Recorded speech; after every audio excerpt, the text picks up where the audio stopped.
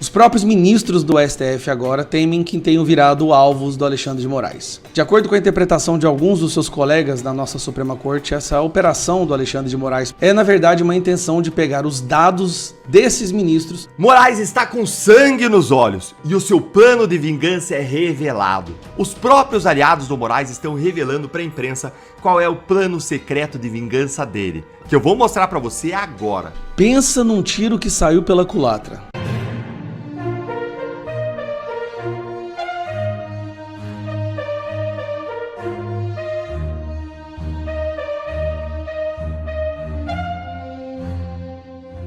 Operação da PF irrita a ala do STF e desperta desconfiança sobre Alexandre de Moraes. É isso mesmo.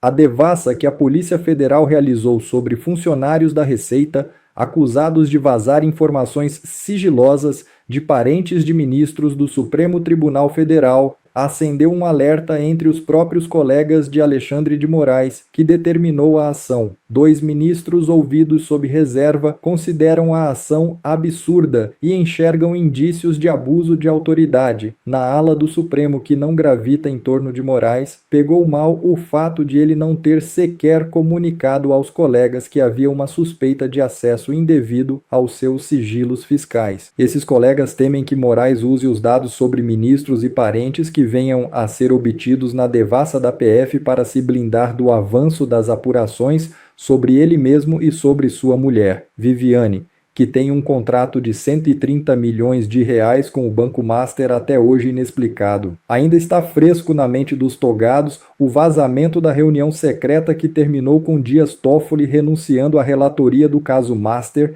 depois de o diretor-geral da PF, Andrei Rodrigues, ter entregue ao presidente do STF um relatório listando motivos para a sua suspeição, como o recebimento de 35 milhões pela venda de um resort ao grupo do banqueiro. Para alguns colegas de Supremo, com a ação de terça, Moraes teme o efeito Orloff. Como se, ao olhar para Toffoli, ele ouvisse a voz da antiga propaganda em que um sujeito diz ao outro: "Eu sou você amanhã", e isso é tudo o que ele não quer. Os próprios ministros do STF agora temem que tenham virado alvos do Alexandre de Moraes. De acordo com a interpretação de alguns dos seus colegas da nossa Suprema Corte, essa operação do Alexandre de Moraes para cima de funcionários e membros da Receita Federal é, na verdade, uma intenção de pegar os dados desses ministros para que isso possa ser usado como um dossiê para chantageá-los e certificar de que eles continuem apoiando os seus atos. Olha a que ponto a gente chegou. O inquérito criado em 2019, que vai fazer 7 anos agora, no dia 21, daqui 3 dias, 7 anos, o inquérito ilegal, que a Procuradoria-Geral da República foi contra, inclusive, no início era justificável. Por quê? Para a imprensa, tudo era justificável para impedir a reeleição do Bolsonaro, para prender os apoiadores do presidente Bolsonaro, para impedir que a direita continuasse na presidência. Então tudo podia. Toda a imprensa apoiou esse inquérito, defendeu esse inquérito, elogiou o Alexandre de Moraes como se ele estivesse salvando a democracia. E agora, usando esse mesmo inquérito, Alexandre de Moraes vai para cima da imprensa, vai para cima da Receita Federal e até mesmo dos próprios colegas no STF. A ironia não podia ser maior. Então vamos ver primeiro esse trecho aqui do Caio Junqueira. O Supremo deu hoje mais um passo em busca de blindagem nas investigações do caso Master. Depois de segurar até onde pôde Dias Toffoli na relatoria, depois de tentar mudar de assunto, pautando o fim dos penduricalhos, percebeu que o cenário não lhe é favorável. Resgatou o famigerado inquérito das fake news, com Moraes reassumindo o papel de juiz, vítima e acusador, em uma busca por quem vazou ou teria vazado os 129 milhões de reais de sua mulher com o Banco Master. A apuração da Receita, que serviu de base para a operação de hoje, ainda é preliminar, mas os alvos foram afastados, colocados em tornozeleira eletrônica e não podem sair de casa. E também tiveram seus nomes expostos no site do Supremo Tribunal Federal, algo sem precedentes. A estratégia é clara: punir os potenciais mensageiros, barrar a mensagem e se blindar do que pode vir por aí. Em apenas 1 minuto de fala desse jornalista, escancara a podridão que virou o judiciário brasileiro. Alexandre de Moraes colocou funcionários públicos da Receita Federal em prisão domiciliar, sem ter nada concreto, nenhuma materialidade. Tornozeleira, não podem sair de casa, não podem ter passaportes. E essas pessoas estão afastadas dos seus trabalhos, porque ele acha que essas pessoas invadiram acessos da esposa do Alexandre de Moraes. Não é do próprio Alexandre de Moraes, da esposa do Alexandre de Moraes, que fez um contrato, que agora é o contrato mais famoso da história do Brasil, o contrato de 130 milhões, com pagamentos de 3,6 milhões todos os meses, que não tem escopo, que não tem trabalho. Ela recebeu sem fazer nada. E agora, o que se fala dentro do próprio STF é uma abominação. Moraes está com sangue nos olhos. Aliados de Alexandre de Moraes dizem que ministro do STF está com sangue nos olhos para descobrir quem acessou dados da esposa. Então, claramente, ele está agindo em favor da sua esposa. Mais uma vez, é vítima, é o investigador, é tudo, né? De acordo com o influente ministro do Supremo, próximo a Moraes, o magistrado demonstra nos bastidores que vai para cima de quem organizou o que ele considera uma pancadaria contra a corte. Ele está defendendo a corte, não é a esposa dele que ele está defendendo. De acordo com esse magistrado próximo a Moraes, o ministro do STF desconfia haver banqueiros e membros do Poder Executivo por trás do vazamento dos dados. Até mesmo a imprensa estaria na mira de Moraes. A imprensa, que defendeu o inquérito das fake news, agora vira alvo da mesma. Não poderia ser mais engraçado. Desde o fim de 2025, vale lembrar, foi graças à imprensa que veio à tona a notícia do escritório da esposa de Moraes, tinha um contrato de 129 milhões do Banco Master. Aí tem essa daqui que eu quero mostrar também. Investigações sobre vazamento de dados azeda de vez o clima no STF. Clima entre ministros no STF já é ruim após caso Master. Piorou depois que Moraes decidiu investigar vazamentos de dados de magistrados. A decisão do ministro Alexandre de Moraes de investigar o vazamento de dados fiscais de integrantes do STF e de seus familiares azedou de vez o clima, tá repetindo aí, né? Nos bastidores, os ministros que costumam fazer oposição a Moraes dentro do Supremo Tribunal Federal reagiram à decisão do colega de mandar a Receita Federal rastrear quem teria acessado os dados de integrantes da corte e de seus familiares. Na avaliação de um influente ministro ouvido pela coluna, a ordem de Moraes seria ilícita, ilegal, criminosa. Um próprio ministro do STF, influente, está dizendo que essa ordem do Moraes foi ilegal. A avaliação desse magistrado é que somente o presidente do STF, Edson Fachin, poderia ter feito a solicitação. Esse ministro reclamou ainda do fato de Moraes não ter avisado os demais integrantes da corte sobre a diligência. Aí vem, olha o que o ministro do STF falou. Eu queria tanto saber quem foi essa pessoa. Alguns colegas com quem falei não foram avisados dessa diligência ilícita. Não creio que ninguém tenha receio, mas essa diligência no bojo do inquérito das fake news é um absurdo. O que ele, Moraes, quer com isso? Só falta ele estar grampeando os ministros do STF, afirmou a coluna sobre reserva um ministro do Supremo. É como se ele tivesse indo agora, ele vai para cima de quem organizou essa pancadaria no STF. Banqueiros, imprensa e executivo. Executivo, Lula. Imprensa defendeu Alexandre de Moraes durante 7 anos do inquérito das fake news. No desespero, eu acho que com medo das informações que possam surgir, Alexandre de Moraes está fazendo algo, cara, que ninguém imaginou que fosse possível. Ele é um cara inteligente. Ele é uma pessoa que jamais se exporia dessa forma. E agora ele está indo para cima dos próprios colegas do STF, do Lula. Ele entrou naquela paranoia de que está todo mundo contra ele ali dentro. Os colegas dele estão falando que, só falta ele... bem Goiás, né?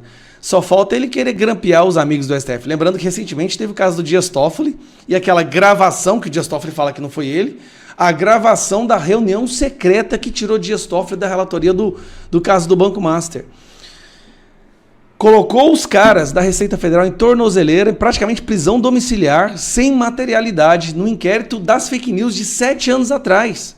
Gente, acho que uma porcentagem do Brasil já está nesse inquérito das fake news. O Elon Musk, a Folha de São Paulo, e agora Alexandre de Moraes está indo para cima da própria imprensa.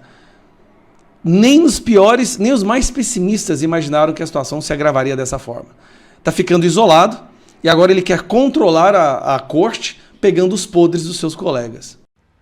Vingança! Moraes está com sangue nos olhos e o seu plano de vingança é revelado.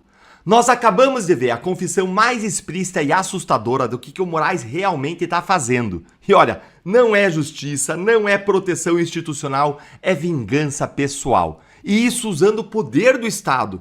Os próprios aliados do Moraes estão revelando para a imprensa qual é o plano secreto de vingança dele, que eu vou mostrar para você agora.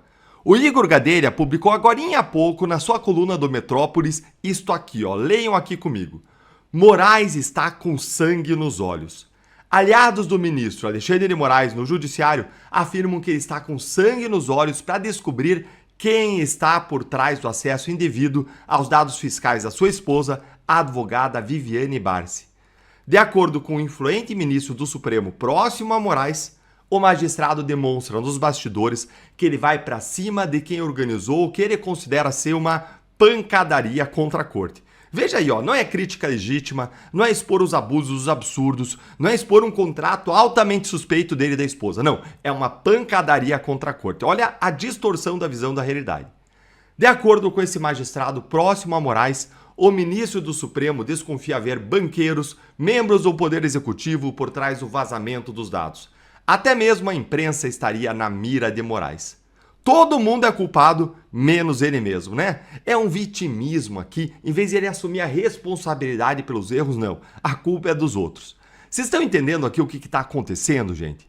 Um juiz não eleito, usando o inquérito das fake news, aberto em 2019 e até hoje instrumentalizado pelo Supremo como uma ferramenta de blindagem institucional e pessoal, ele está declarando guerra aberta contra banqueiros, a imprensa, o Poder Executivo. Tudo isso porque alguém expôs o contrato de 129 milhões de reais da esposa dele com o Banco Master.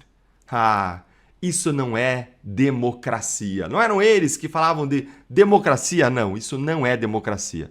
Em lugar nenhum do mundo democrático, um juiz com sangue nos olhos usa o aparato estatal para se vingar de quem revelou negócios suspeitos da própria família.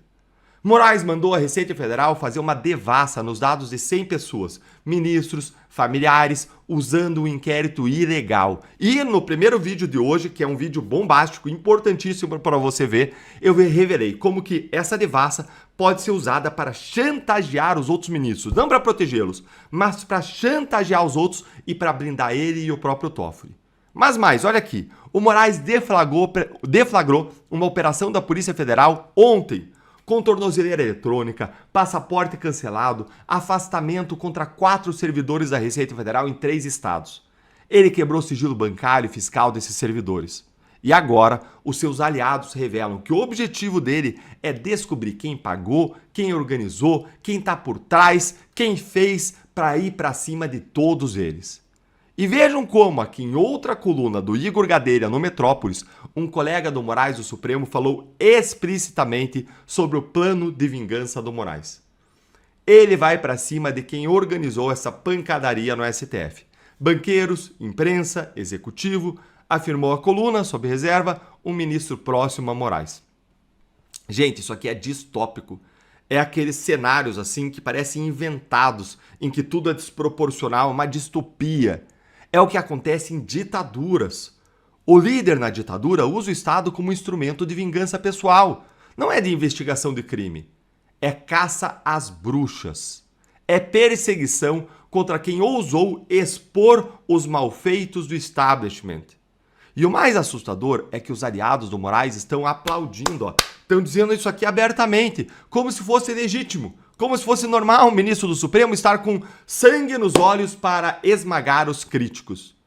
A imprensa está na mira. Malu Gaspar, do Globo, que revelou o contrato. Lauro Jardim, que revelou o aumento patrimonial de 200% da esposa de Moraes. Andresa Matais, André Chalders, do Metrópolis, que expuseram a amizade íntima de Moraes com Daniel Vorcaro, a ponto de ir lá na mansão dele fumar charutos, tomar vinhos e uísques caros. Servidores que podem ter ajudado, banqueiros, o executivo, especialmente a Receita Federal e a Polícia Federal. Moraes transformou o STF num quartel-general em uma operação de retaliação.